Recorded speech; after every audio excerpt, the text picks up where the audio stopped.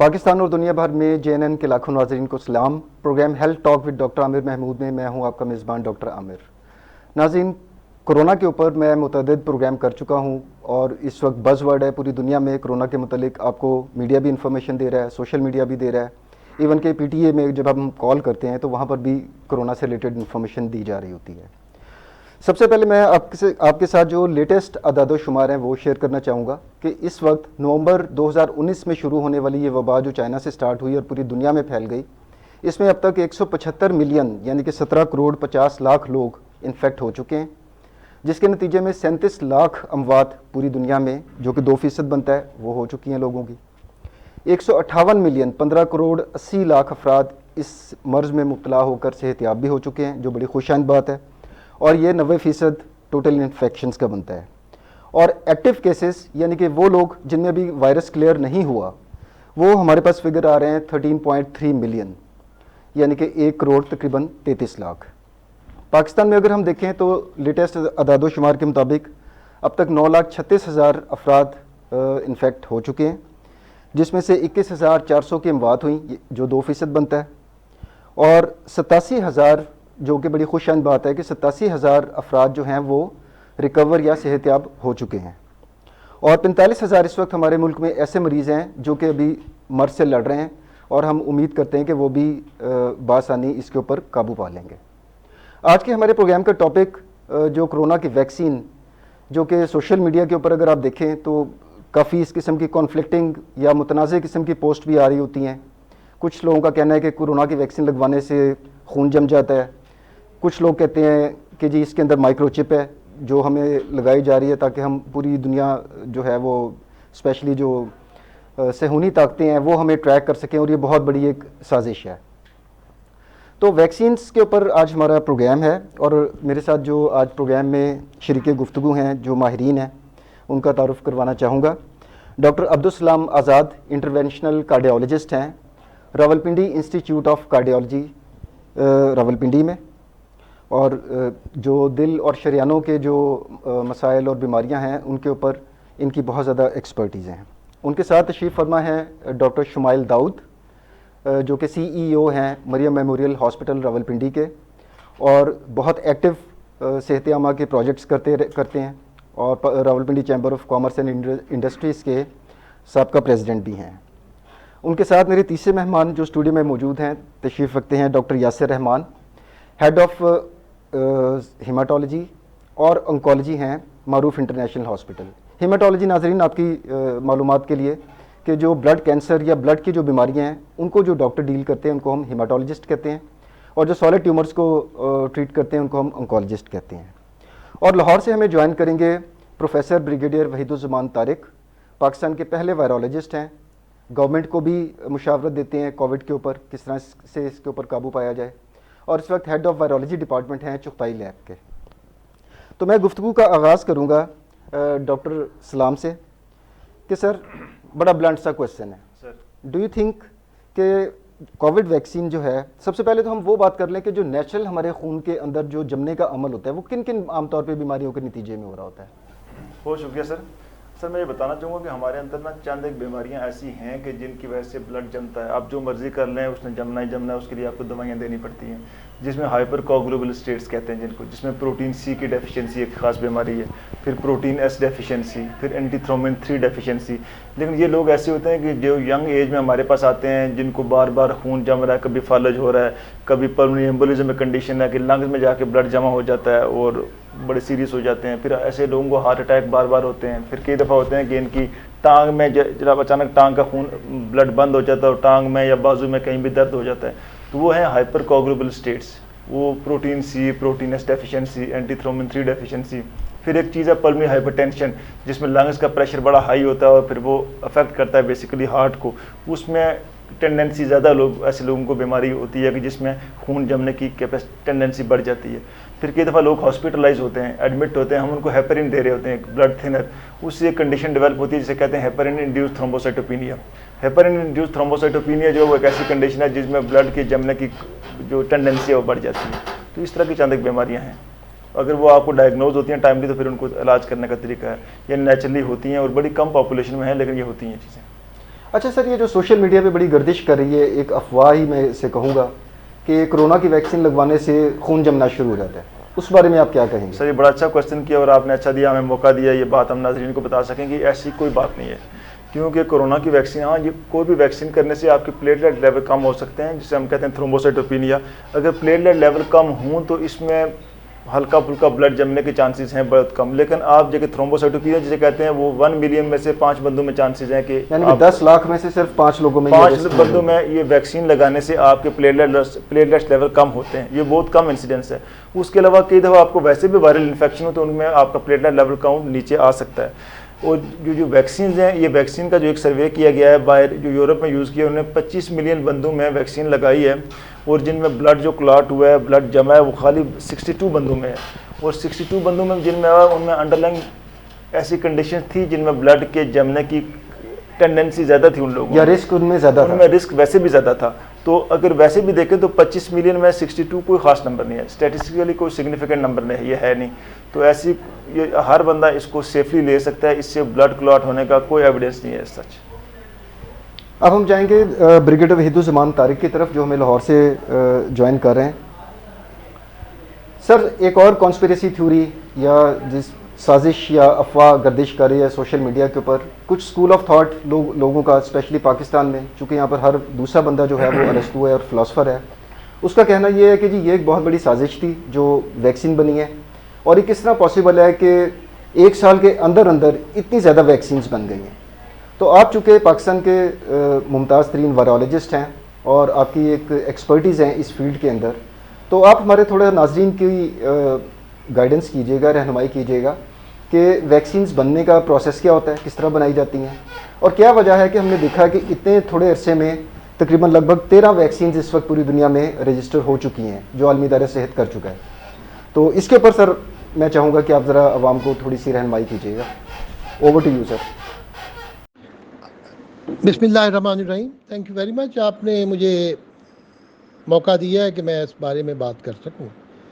جیسے کہ آپ نے فرمایا ہے کہ اس وقت لوگ بات کر رہے ہیں کانسپائریسی تھیوریز کی، کہ یہ ویکسین کیوں ڈیولپ ہوئی ہے اتنی جلدی، اور باقی ویکسین میں کیوں اتنے برس لگتے تھے. اب آپ یہ دیکھیں کہ جو ہم نے پچھلے 100 برس میں وائرالوجی کا نالج حاصل کیا ہے، اور ویکسین کا نالج ہمارا وہ 250 برس کا ہے، جب یہ پہلی ویکسین آئی تھی اسمال پاکس کے خلاف. اب ہم اتنا آگے بڑھ چکے ہیں، ترقی کر چکے ہیں کہ اب اسی پیرامیٹر کو استعمال کر کے ہم جلدی میں ویکسین ڈیولپ کر لیتے ہیں. دوسری چیز یہ ہے کہ یہ لوگ نہیں سمجھتے کہ یہ کرونا وائرس ہے، اور اس سے پہلے 2 کرونا وائرس جو تھے انہوں نے آؤٹ بریکس خوفناک کی تھیں جو جانوروں سے انسانوں میں آئے تھے. ایک 2003 کا سارس تھا، اور دوسرا 2013 کا مرس کووی تھا، Middle East respiratory syndrome of corona virus. ان دونوں کے لیے ویکسین ڈیولپ کرنے کی کوشش کی گئی تھی، اور اس پہ کافی پیش رفت ہوئی تھی. لیکن جب ہم قریب پہنچ گئے تھے تو اس وقت وہ دونوں آؤٹ بریکس ختم ہو گئی تھیں، اور پھر کیسز اس کے ختم ہو گئے تھے. اب وہ جو ٹیکنالوجی کا نالج ہمیں حاصل ہوا تھا وہ ہمارے کام آیا، اور اب اس کو استعمال کرتے ہوئے اسی چیز کو ہم آگے بڑھے ہیں. اور آلریڈی آپ یہ سمجھیں کہ 2003 سے کام ہو رہا تھا، اور اس کو ہم نے استعمال کیا ہے اس ویکسین کے ڈیولپ کرنے میں. نمبر 1. نمبر 2، جب ویکسین ڈیولپ ہوتی ہے تو اس کے بعد اس پہ لمبے چوڑے جو ہے وہ ایکسپیریمنٹس کیے جاتے ہیں، اور کئی برس لگتے ہیں اس کو اپروو کرنے میں. اب مسئلہ یہ تھا کہ پینڈیمک کتنی خوفناک تھی کہ ہم اتنے سالوں کا انتظار نہیں کر سکتے. اس کی جو اپروول دی گئی ہے، لائسنس دیا گیا اس ویکسین کا، وہ ایمرجنسی یوز کے لیے دیا گیا. لیکن کروڑوں لوگوں کو ویکسین لگانے کے بعد ہم اس نتیجے پہ پہنچے ہیں کہ اس کے اتنے سائیڈ ایفیکٹ نہیں ہیں. ٹھیک ہے، لوگوں نے ایسٹرازینیکا کے بارے میں کہا ہے، کچھ لوگوں کے تھے کہ اس میں تھرومبوسس ہوتا تھا، باقی چیزیں، لیکن کتنے کیسز ہوئے ہیں. ہم نے بینیفٹس کو دیکھنا ہے، فائدے کو دیکھنا ہے، اور ہم تھوڑی سی الرٹ ہو گئے ہیں کہ ہم نے کس کو لگانی ہے ویکسین، کس کو نہیں لگانی ویکسین. اب جن ملکوں نے ویکسین لگائی ہے وہاں پہ وائرس کو کنٹرول کر لیا گیا. مڈل ایسٹ میں UAE کی مثال ہے، پھر آپ کو انگلینڈ کی مثال ہے، امریکہ نے بہت ساری تقریباً بیشتر پاپولیشن کو ویکسین لگا دی ہے. تو جہاں ویکسین لگی ہے وہاں پہ پینڈیمک جو ہے وہ ختم ہو گئی ہے. اس لیے یہ کہنا ہے کہ جی ویکسین جو تھی یہ کانسپائریسی تھیوریز تھیں اور یہ کر دے کہ وہ کر دے کہ اتنی بری ہوتی تو وہ خود نہ لگاتے. اور ہاں کانسپائریسی تھیوری آج یہ نئی نہیں ہے.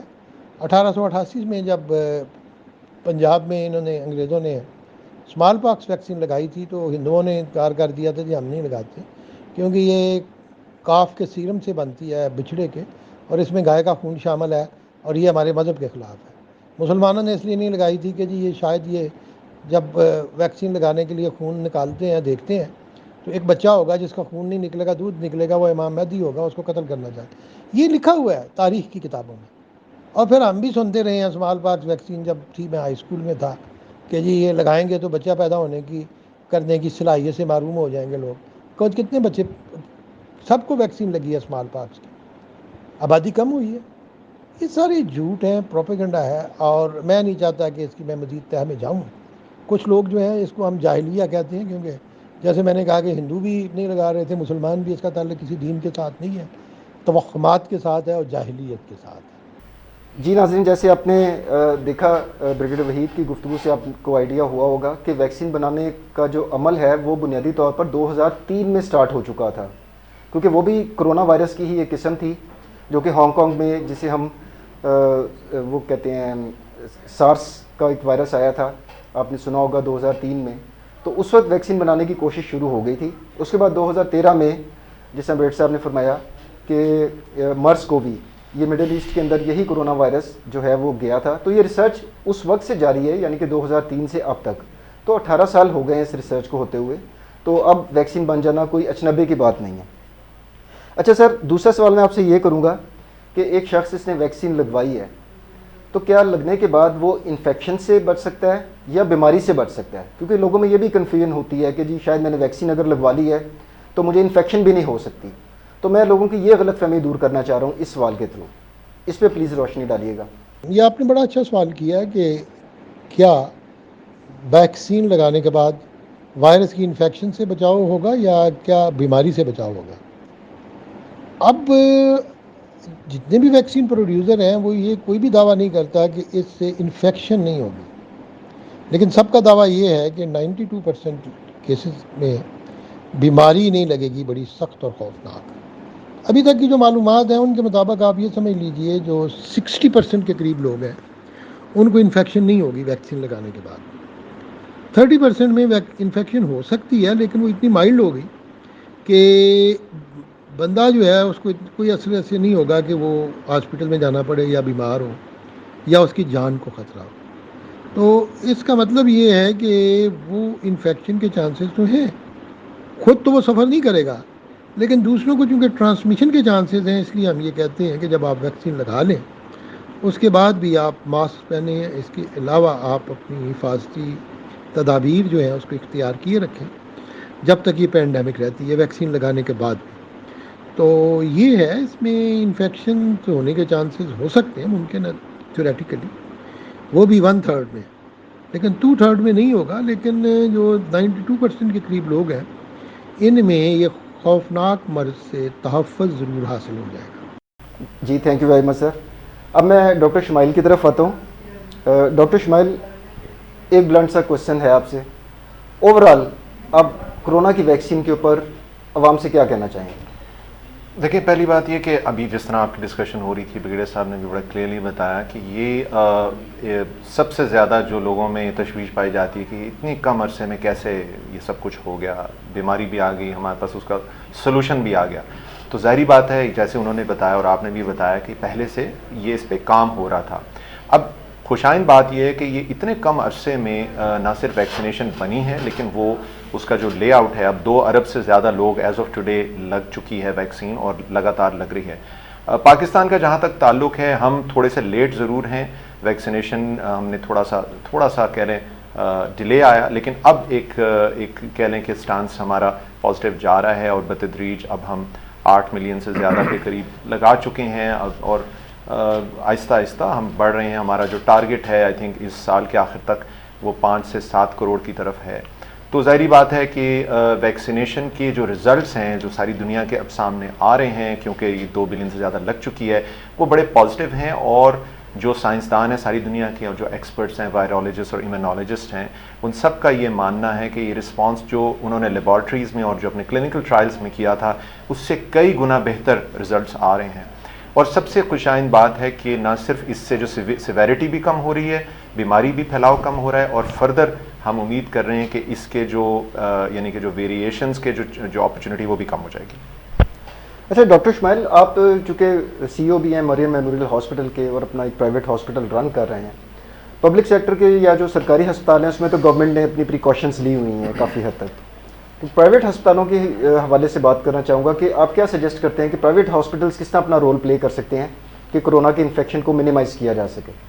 دیکھیں, پہلے دن سے حکومت کا زیادہ فوکس پبلک سیکٹر کی طرف اور رسپانس کی طرف رہا ہے. پرائیویٹ سیکٹر کو اس طریقے سے وہ لے کے نہیں چلے ایز اپنی ڈپلائمنٹ میں اور اپنی رسپانس میں. لیبارٹریز کی حد تک ہم نے دیکھا کہ شروع میں لیبارٹریز کا ڈیفینیٹلی ایک بہت بڑا رول رہا, لیکن جو پرائیویٹ ہاسپٹلز ہیں اس کو اس طریقے سے انوالو نہیں کیا. اب اس موقع پہ آ کر جہاں پر ابھی بہتر سچویشن ہے, آئی تھنک کہ حکومت یہ کر سکتی ہے کہ ہاسپٹلس کو ان کے جو سٹاف ہیں ان کو ٹرین کریں, جس طرح ڈینگی میں کیا تھا, نہ صرف ٹرین کریں, ان کو رسپانس یعنی کیسے انہوں نے ڈیل کرنا ہے. دیکھیں, حکومت نے NCOC نے پہلے آؤٹ لائن تو دی کہ جی کس نے کیا کرنا ہے, لیکن ان کو انوالو کرنا اسٹیک ہولڈرز کو بڑا ضروری ہے. اور پھر ویکسینیشن سینٹرز, جہاں ابھی 1700 کے قریب اس وقت ویکسینیشن سینٹرز ہیں پورے ملک میں, ان کو مزید اضافہ کیا جائے, اور پھر جو ڈائگنوسٹکس کا جو سسٹم ہے وہ اس میں اضافہ کیا جائے. ایک عجیب سی بات ہے کہ نارمل حالات کے جو ٹیسٹ ہیں وہ تو سب ہو رہے ہیں, لیکن ان ٹیسٹ اور ان کی جو چیزیں ہیں ان کے لیے لائسنس پہلے لینا پڑتا ہے, پھر حکومت اجازت دیتی ہے کہ پرائیویٹ سیکٹر جو ہے وہ اپنا رول ادا کر سکے. ٹھیک ہے, یہاں پر وقت ہوا ایک چھوٹے سے وقفے کا, let's take a short break.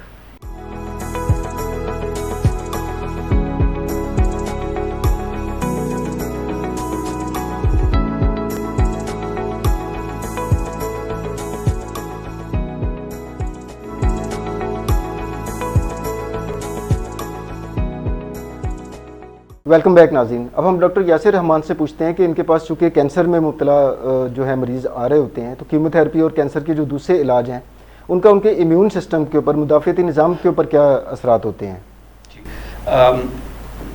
اس میں ایک جو چیز جو دیکھی گئی ہے عام طور سے کہ کینسر جو ہے تو ان لوگوں میں زیادہ پایا جاتا ہے جو ایکسٹریمز آف ایجز ہیں, آیا بہت ینگ یا بہت جو بوڑھے ہوتے ہیں. اس میں ایک جو نیچرل عمل ہے وہ یہ ہے کہ بوڑھے لوگوں کا جو ہے تو قوت مدافعت ویسے بھی وقت کے ساتھ جو ہے تو کمزور ہونا شروع ہو جاتا ہے. اس میں پھر اسپیشلی اگر کوئی کینسر کا patient who, cancer in it self جو ہے تو اس کو افیکٹ کرتا ہے. پھر کیموتھراپی جو کہ ایک دی جاتی ہے وہ جو ہے اس سے بھی قوت مدافعت اس لیے کم ہوتی ہے کیونکہ کیموتھراپی جو ہے زیادہ ہماری باڈی میں جو ریپڈلی ڈیوائڈنگ سیلز ہوتے ہیں جیسے کہ کینسر کے سیلز ہیں, اس کے علاوہ جو ہمارے بون میرو میں جو سیلز بن رہے ہوتے ہیں اسپیشلی جو وائٹ بلڈ سیلز جو کہ ہماری قوت مدافعت بناتے ہیں وہ بھی افیکٹ ہوتے ہیں. تو اس میں ڈیفینیٹلی جو پیشنٹس ہمارے کینسر کے اور جو اسپیشلی کیموتھراپی پہ ہوتے ہیں ان کا جو ہے تو قوت مدافعت کم ہوتی ہے کمپیئر ٹو نارمل جو لوگ ہوتے ہیں. تو دوسرے الفاظ میں یہ مطلب لوں کہ جو کینسر میں مبتلا لوگ ہیں ان کو تو لازمی کورونا کی ویکسین کروانی چاہیے. جی جی بالکل, یہی ہم جو ہے یہی ہمارا میسج ہے کہ نہ صرف کینسر کے پیشنٹس کے لیے بلکہ ان کے ارد گرد جو ہیلدی لوگ ہیں ان کے لیے بھی, کیونکہ زیادہ چانس تو یہ ہوگا کہ اگر آپ ان کے ارد گرد لوگ بیمار نہیں ہوں گے تو وہ بھی سیف ہوں گے. بالکل. تو ڈاکٹر یاسر, آپ کے کوئی کینسر کے ایسے پیشنٹس جن میں کرونا ہوا ہو تو کچھ آؤٹ کم شیئر کریں گے کہ ان کا کیا ہوا ان مریضوں کا؟ ایز اے ڈاکٹر دیکھیں, میرا تو پہلا جو ہمیشہ سے ایک گول رہا ہے وہ یہ ہے کہ prevention is better than cure. تو ہمارا اور یہاں پر جو مین چیز ہمارے جیسے ہم پاکستان میں جو ہمارے جو وسائل ہیں اس میں سب سے امپورٹنٹ چیز ہے انفارمیشن, جو کہ ہمیں ایک آگاہی دی جائے. تو اسی طرح ہم نے جو پیشنٹس ہیں بھلے وہ کینسر کے پیشنٹس ہیں جس کی بھی, ہم انہیں بتاتے ہیں کہ بھائی اگر آپ کو کوئی ایسی علامات ہوں جیسے بخار ہے یا کھانسی ہوتی ہے یا جسم میں درد ہوتا ہے یا کوئی اور چیز, تو اس کے لیے جو ہے تو آپ نے فوراً جو ہے تو اپنے ڈاکٹر سے رجوع کرنا ہے. اس میں ظاہری بات ہے ایک جو چیز میں نے نوٹ کی ہے اپنے پیشنٹس میں, زیادہ جو وہ تھا جس میں میرے جو پھیپڑے کے کینسر والے پیشنٹس اور زیادہ جن کا بلڈ کینسرز تھے ان میں تھوڑا جو ہے میں نے یہ کووڈ کا زیادہ رجحان دیکھا. لیکن اگین اس میں جو مین چیز ہے وہ یہی ہے کہ آگاہی, اور اگر جس طرح اگر کوئی کہتا تھا ہم ان کو ٹیسٹ کرتے تھے.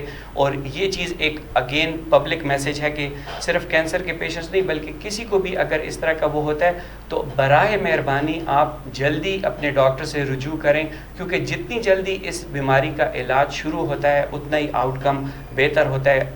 بدقسمتی سے میرے کچھ پیشنٹس جو ہے تو ان کی پیچھے کینسر بھی تھا, پھر آگے یہ بیماری بھی, تو دے ended up in the I C you. لیکن شکر الحمدللہ معروف میں ایک ایکسیلنٹ ٹیم ہے ہماری پلمونالوجسٹ کی, آئی انٹینسوسٹ کی, تو دے ریکورڈ. لیکن ظاہری بات ہے دے سفرڈ, تو یہ ایک چیز ہے. اچھا اب یہ سوال ڈاکٹر سلام سے کرتے ہیں کہ سر جو ہارٹ کے پیشنٹس ہوتے ہیں, کرونا آنے سے پہلے کی بھی بات کر رہا ہوں کہ ان میں ریکمینڈ یہ کیا جاتا تھا کہ اسپیشلی جو 60 سال سے زیادہ عمر کے افراد ہیں وہ ہر سال, کیونکہ وائرس چینج ہوتا ہے تو انفلوئنزا کی ویکسین بھی بہتر ہے کہ کروا لیا کریں, ادروائز وہ ان کے لیے خطرہ ثابت ہو سکتا ہے. تو کووڈ کے سینیریو میں ہارٹ پیشنٹ میں کرونا کی ویکسین لگوانا کتنا ضروری ہے؟ سر میں سب سے پہلے آپ کو بتانا چاہتا ہوں کہ کارڈیالوجی میں نا ایک سب سے بڑا گروپ ہے کنجسٹیو ہارٹ فیلئر کا. ایسے لوگ جن کو ہارٹ اٹیک ہوتا ہے اور جن کا دل کمزور ہو جاتا ہے, کہتے ہیں دل جی 20% کام کر رہا ہے, 30% کام کر رہا ہے, 35% کام کر رہا ہے, تو ایسے لوگوں کو ریکرنٹ چیسٹ انفیکشنز ہوتے ہیں. اور ایک بندہ ایسا کہ جس کا ہارٹ فیلئر ہے, اگر اس کو بھی چیسٹ انفیکشن ہو رہا ہو, اور ایک ایسا بندہ کہ جس کو ہارٹ فیلئر نہیں ہے اس کو بھی چیسٹ انفیکشن ہو رہا ہو, سمپل نمونیا کیوں نہ ہو رہا ہو, تو ایسا مریض کہ جس کا ہارٹ کمزور ہے اس میں آؤٹ کمز بہت برے ہوتے ہیں. تو لہٰذا اسی وجہ سے ہوتا ہے کہ ایسے پیشنٹ کے جو ہارٹ فیلئر کے پیشنٹ ہیں, جو اسٹیبل انجائنا کے مریض ہیں, ان میں تھا کہ انفلوئنزا ویکسین لازمی لگوائیں. اور ایسے لوگ امیونو کمپرومائز بھی ہوتے ہیں کسی حد تک. تو کووڈ بھی کیونکہ ایک قسم کا نمونیا ہے, تو کووڈ والے مریضوں کو تو جو ایسے پیشنٹ جو ہارٹ کے پیشنٹ ہوں, ہارٹ فیلئر کے پیشنٹ اسپیشلی, یا انجائنا کے مریض بھی ہوں اسٹیبل انجائنا کے, ان کو کووڈ کی ویکسین لازمی لگانی چاہیے. کیونکہ ایسے مریضوں کو جن کا ایجیکشن فریکشن کم ہے, جن کا ہارٹ فیلئر ہے, اگر ان کو کووڈ ہوگا تو ان میں آؤٹ کم بہت برے ہوں گے. لہٰذا ان کے لیے بہت مسٹ ہے کہ کووڈ کی ویکسینیشن مسٹ کروائیں. اور ہارٹ کا ہر مریض کووڈ کی ویکسینیشن لے سکتا ہے, اس پہ کسی قسم کا کوئی ممانعت نہیں, کوئی دوسری بات ہی نہیں اس میں.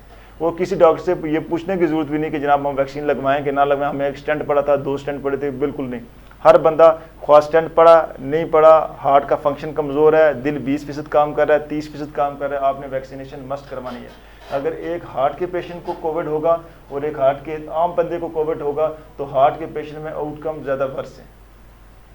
ڈاکٹر شمائل, میرا کچھ ایسے لوگوں سے واسطہ ہوا جنہوں نے ویکسینیشن کروائی ہوئی تھی اور انہوں نے جتنی حفاظتی تدابیر ہیں انہوں نے شاید یہ اس کا مطلب لیا کہ ویکسینیشن ہو گئی تو اب ہمیں کوئی خطرہ نہیں ہے, اور جو حفاظتی تدابیر ہیں ان کو بالکل ہی انہوں نے رد کر دیا. اس بارے میں آپ کیا کہیں گے؟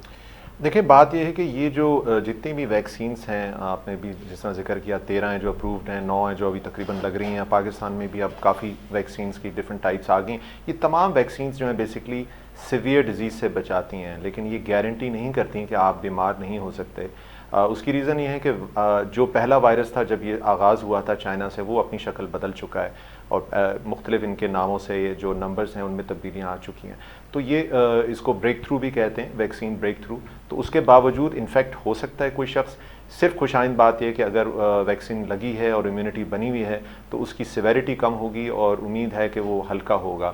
لیکن حفاظتی تدابیر اس وقت تک نہیں چھوڑنی چاہیے جب تک کہ پوری قوم یا اس علاقے میں جہاں پر ہم رہتے ہیں وہاں پر ہرڈ امیونٹی کا جو کانسیپٹ ہے کہ زیادہ سے زیادہ لوگ جو ہیں وہ نہ ہو جائیں اور وہاں تقریباً نیگلیجبل ہو جائے. آلدو آج کل میں جیسے اب 3% سے کم ہو گئی ہے پازیٹیو ریشو, یہ اور بھی کم ہو جائے تو اس وقت آپ حفاظتی تدابیر چھوڑ سکتے ہیں. فی الحال حفاظتی تدابیر بجائے اس کے کہ آپ چھوڑیں, آپ انفیکٹ ہو سکتے ہیں تو اپنی انفیکشن کو بچنے کے لیے ڈسپائٹ کہ آپ کو ویکسین لگی ہے آپ اپنی حفاظتی تدابیر کو ڈیفینیٹلی جاری رکھیں.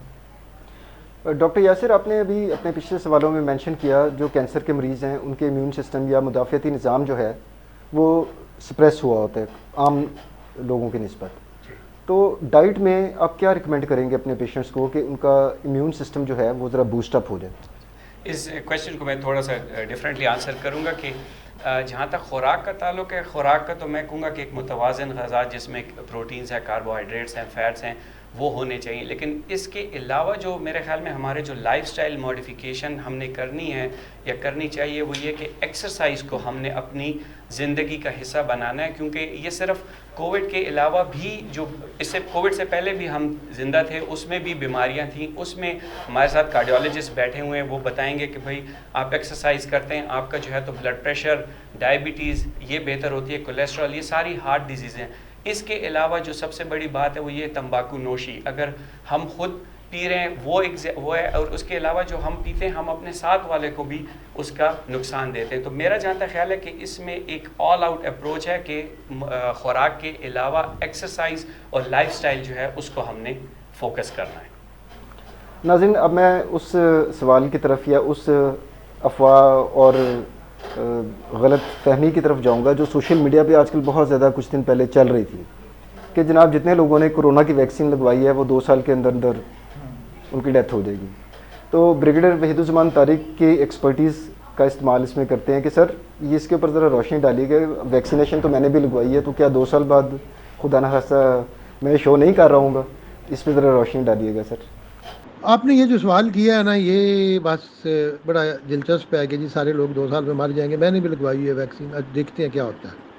بات یہ ہے کہ انہوں نے الزام لگایا اس بیچارے شریف آدمی کے جس کا نام ہے لک مونٹیگنیئر. یہ پروفیسر ہیں، اور جب میں ان کو ملا ہوں تو وہ ادھر پیرس میں تھے، پیرس میں انسٹیٹیوٹ پاسچر میں تھے. انہوں نے ایڈز کا وائرس دریافت کیا تھا. اس وقت بھی ان کے ساتھ کافی یاد کر دیا تھا اسے رابرٹ گیلو نے. اس نے اپنے نام پہ مر دیا تھا کیونکہ ان کو انگلش نہیں آتی اس کو، لک مونٹیگنیئر کو، اور فرینچ میں وہ انہوں نے جو مضمون لکھا ہے زیادہ لوگوں نے نہیں پڑھا تھا، لیکن وہ سیٹل ہوا ہے نیشنل جیوگرافکس پہ، تو بڑا کچھ آیا تھا ان کے بارے میں. لیکن جہاں تک ان کا تعلق ہے، انہوں نے یہ بات نہیں کی، انہوں نے قطعاً نہیں کہا کہ 2 سال میں مریں گے. یہ جو فرینچ میں انہوں نے بیان دیا تھا کہ انہوں نے یہ کہا تھا کہ اگر آپ پوری دنیا کو ویکسین لگائیں گے تو اس سے یہ ممکن ہے کہ کوئی نئی اسٹرین ڈیولپ ہو جائے جو ٹیک اوور کر لے، جس پہ ویکسین اثر انداز نہ ہو. اور ان کی اس بات سے بھی اختلاف کیا ہے باقی وائرالوجسٹوں نے. تو انہوں نے ایک اپنی رائے دی تھی اور اس پہ وہ ریسرچ کر رہے ہیں، لیکن یہ قطعاً خدا گواہ ہے کہ 2 سال والی بات انہوں نے نہیں کی، اور یہ جھوٹی خبر ہے اور فیک نیوز ہے. جہاں تک لیک مونٹیگنیئر کا تعلق ہے، اب ان کی عمر بھی کافی ہو گئی ہے، کیونکہ انہوں نے جب وائرس دریافت کیا تھا ایڈز کا تو غالباً یہ 1984 کی بات ہے. تو میں بھی جب ان کو ملا تھا تو اس وقت بھی خیر وہ ادھیڑ عمر میں تھے، 60 70، اب کافی وہ بوڑھے بھی ہیں. تو ان سے یہ جو کچھ لوگوں نے منسوب کیا ہے اس میں کوئی حقیقت نہیں ہے. میں آپ کو یقین دلاتا ہوں کہ اس ویکسین کی وجہ سے 2 سال کے اندر نہیں مرے گا کوئی، اور یہ ویکسین پروٹیکٹ کرے گی. یہ ایک افواہ پھیلائی ہے، اور میں یہی کہوں گا یہ ہوائی کسی دشمن نے اڑائی ہوگی. جی ناظرین، جس آپ نے بریڈ صاحب کی گفتگو سنی کہ جس سائنسدان سے، فرانسیسی سائنسدان لیک مونٹیگنیئر سے اسے منسوب کیا جا رہا ہے کہ انہوں نے یہ کہا ہے کہ جس کو ویکسین کورونا کے لگے گی وہ 2 سال کے اندر اندر مر جائے گا، تو انہوں نے اس کی سختی سے تردید کی ہے کہ ایسی کوئی بات نہیں ہے. بریگیڈیئر صاحب 1984 میں ان سے ملاقات بھی ہوئی جس وقت انہوں نے ایڈز وائرس ڈسکور کیا، تو 84 میں وہ اپنی 60s میں تھے. تو ہم اندازہ لگا سکتے ہیں کہ ایک شخص جو 1984 میں 60 سال کے لگ بھگ ہوگا تو اب وہ 90+ ہی ہوگا، تو وہ ریسرچ کرنے کی پوزیشن میں نہیں ہے. تو ان کے نام سے جو لیک مونٹیگنیئر کے نام سے جو بھی افواہ گردش کر رہی ہے کہ اس نے یہ کہا ہے کہ کورونا کی ویکسین لگنے سے 2 سال کے اندر اندر لوگ فوت ہو جائیں گے، یہ ٹوٹل بے بنیاد اور جھوٹی خبر ہے. لہٰذا تسلی رکھیں اور ویکسینیشن کروائیں. آخر میں ویکسینیشن پہ بھی کافی بات ہوگی، امیون سسٹم ہم نے ڈسکس کیا، ہم نے ہارٹ کے پیشنٹ، کینسر کے پیشنٹس پہ بات کی. اب تھوڑا سا میں پروگرام کا جو رخ ہے تھوڑا سا بدلتا ہوں کہ اس وقت جو گورنمنٹ کی جو ایفرٹس ہیں نو ڈاؤٹ کہ اپریشیبل ہیں کہ گورنمنٹ پوری ایفرٹ کر رہی ہے اپنے محدود وسائل کے باوجود. جو ہماری یہاں پر لاک ڈاؤن کی پالیسی ہے اس میں ڈاکٹر شمائل اس میں کوئی سجیشنز ہم دے سکتے ہیں گورنمنٹ کو، کوئی تجاویز؟ دیکھیں، لاک ڈاؤن جو ہے وہ ایک آخری حربہ ہوتا ہے جب یہ پھیلاؤ تیزی سے پھیلتا ہے، جس کا بھی ہم نے 3rd ویو میں دیکھا. اور ہم امید تو کرتے ہیں کہ اب جیسے یہ اب سچویشن کنٹرول میں آگے ہمیں نہیں فیس کرنا پڑے گا. لاک ڈاؤن کو کامیاب بنانے کا طریقہ صرف اس صورت میں ہوتا ہے کہ جب آپ اس علاقے میں جہاں پر یہ ایکٹیو لوگ ہوں ان کو آئسولیٹ کر سکیں، یعنی کہ آپ ٹیسٹ، ٹریس اور اس کے بعد آئسولیشن. تو یہ اگر عمل جو ہے رہے تو اس میں پھر آئیڈینٹیفائی کر سکتے ہیں، اس کے پھیلاؤ کو روک سکتے ہیں. اور دوسرا جو انٹرنیشنل ٹریول ہے، پاکستان میں لوگ آ رہے ہیں یا جا رہے ہیں، ان کے اوپر نظر رکھی جائے اور اس پہ کنٹرول کیا جائے. تو اگر یہ کنٹرولز اچھے ہوں تو امید ہے کہ ہمیں شاید جیسے مائکرو لاک ڈاؤنز تھے یا اس قسم کی چیزیں تھیں تو ہم ان کو آئسولیٹ کرنے میں اگر کامیاب ہوتے ہیں ٹیکنالوجی کی مدد سے تو شاید ہمیں مزید لاک ڈاؤنز کا سامنا نہ کرنا پڑے. اس میں ڈاکٹر شمائل یہ جو ٹائمنگز کو ریسٹرکٹ کیا گیا ہے، جی، میری ایک ذاتی رائے ہے، آپ لوگ ایکسپرٹس بیٹھے ہیں، کہ جب ہم ٹائمنگ ریسٹرکٹ کر دیتے ہیں مارکیٹس کی جی تو باقی دنوں میں جس نے زیادہ کسی رش ضروری کام جانا ہے تو وہ تو ہم انکریج نہیں کر رہے کہ سوشل ڈسٹینسنگ لوگ مینٹین نہ کریں, رش زیادہ ہو بالکل. سڑکوں اگر کے اوپر. کم ٹائم کے اندر زیادہ لوگ ایک ہی جگہ پہ ہجوم ہوگا تو وہ مسائل بڑھیں گے. اور انٹرنیشنلی جن ملکوں نے بڑی کامیابی سے جو لاک ڈاؤن کی یہ مختلف ٹیکنالوجی کی مدد سے کیا, وہاں انہوں نے یہی کیا کہ انہوں نے ٹائمنگز دیں کہ اگر کسی علاقے میں لوگ آنے ہیں تو لمیٹڈ ٹائم کے اندر لمیٹڈ لوگ وہاں پر آئیں تاکہ وہ کام جو ہے وہ پھیل جائے. اور مقصد بھی یہی ہے کہ آپ نے اس کو پھیلانا ہے تاکہ زیادہ کنفائنڈ اسپیس کے اندر اگر لوگ ہوں گے تو اس میں زیادہ چانسز ہیں کہ جو کیا ایکسچینج ہے, اسپریڈ ہے, وہ بڑھ جائے. تو ڈیفینیٹلی ایسی یعنی کہ جو ہیں تجاویز حکومت کو فالو کرنی چاہیے جس میں ہم ٹائمنگ کے ذریعے, اسپریڈ آؤٹ کے ذریعے اور ٹیکنالوجی کی مدد سے جو ہیں اپنے کاموں کو بھی نہ روکیں اور لوگوں کے اوپر بھی دقت نہ ہو اور اس کے پھیلاؤ کو بھی ہم کنٹرول کرنے میں کامیاب ہو سکیں. جیسے ہمارا 5 days a week ہوتا ہے تو میں کہتا ہوں کہ 5 days a week نہیں بلکہ 7 days a week ہمارے 7 days پہ کام ہونا چاہیے. اب جس بندے کو پتا ہوتا ہے یار مارکیٹ ہفتے میں 2 دن بند رہے گی, وہ تو 5 دن میں جاتے ہیں, ہجوم ہو جاتا ہے. جس نے ضروری کام کے لیے جانا ہے اس نے جانا ہی جانا ہے. اب آپ کے بینکس ہیں جو چیزیں ہیں وہ آپ میں تو کہتا ہوں 24 گھنٹے کھلے ہونے چاہیے یا کم از کم رات 10-12 بجے تک کھلی ہونی چاہیے تاکہ لوگ آہستہ آہستہ اسپریڈ ہو کے جائیں. جب آپ کو ہوتا ہے کہ اسپیسیفک ٹائم میں ہے یہ اسپیسیفک ڈیز ہے تو رش بڑھ جائے گا, اسپریڈ زیادہ ہو جائے گا اس کا. بالکل ایسے ہی ہے. ابھی آپ کے سامنے ویکسینیشن سینٹرز بھی جیسے ہی حکومت نے ٹائم بڑھایا تو اب آپ دیکھیں کہ وہ رش کم ہے. جب شروع میں ٹائمنگ صرف دوپہر 2 بجے تک تھا تو بہت زیادہ رش ہوتا تھا. تو یہی فلاسفی ہر جگہ پہ. ویسے ابھی سر اسکولس بھی کھل گئے ہیں اور مارننگ میں دیکھیں جاب پہ جانے والے لوگوں کا رش ہوتا ہے سڑک کے اوپر, اسکولس کی ٹریفک ہوتی ہے. اگر اس کو یہ جو مارکیٹس کا ٹائم ہے اس کو ہم 2 بجے لے جائیں اور رات کو 12-1 بجے تک ان کو الاؤ کر دیں تو مارننگ ٹائم آپ کا اسپیئر ہو گیا, رش ختم ہو گیا, لوگوں کو پتا ہے کہ شاپنگ کے لیے نہیں جایا جا سکتا. دوسری بات یہ ڈاکٹر صاحب کہ اس میں کلوز اسپیس کے اندر زیادہ چانسز ہیں. جو اوپن اسپیس ہے وہاں پر اگر میں اکیلا سڑک پہ جا رہا ہوں اور میں نے ماسک پہنا ہے تو اس سے کوئی فرق نہیں پڑتا. اصل مسئلہ ہے جب میں لوگوں کی ہجوم کے اندر ہوں تب میرا ماسک پہننا زیادہ اہم ہے. مارکیٹس کا ٹائم زیادہ کیا جائے اور زیادہ دن رکھے جائیں ان کے. جی بالکل 5 days a week نہ 7 days a week رکھیں آپ اوپن کر دیں بالکل تاکہ لوگ اپنے فری ٹائم میں شاپنگ کے لیے نکل جائیں اور وہاں پر رش نہ بنے. ابھی عید آئے گی پھر رش ہو جائے گا, لوگوں کو پتا ہے جی 5 دن. اور سر سعودی عربیہ نے اس عید الفطر سے پہلے یہی کیا ہے, 24 آورز انہوں نے شاپنگ مالز کھول دیے تاکہ لوگوں کا رش نہ بنے وہاں پر. چلیں امید کرتے ہیں کہ گورنمنٹ بھی شاید اپنے ماہرین ہیں ان کے تو یہ سجیشن یا تجویز شاید گورنمنٹ بھی اس کے اوپر عمل کریں. آخر میں ناظرین پروگرام کلوز کرنے سے پہلے میں صرف ویکسینیشن کا اسٹیٹس آپ کو بتاتا چلوں کہ اس وقت پوری دنیا میں 2.1 بلین یعنی کہ 2 ارب اور 10 کروڑ لوگ ویکسینیٹ ہو چکے ہیں, اور جو پوری طرح سے ویکسینیٹ ہو چکے ہیں یعنی کہ جنہوں نے 2 ڈوزز لگوا لی ہیں وہ 458 ملین یعنی کہ 6% جو پاپولیشن ہے دنیا کی وہ ویکسینیٹ ہو چکی ہے کمپلیٹلی.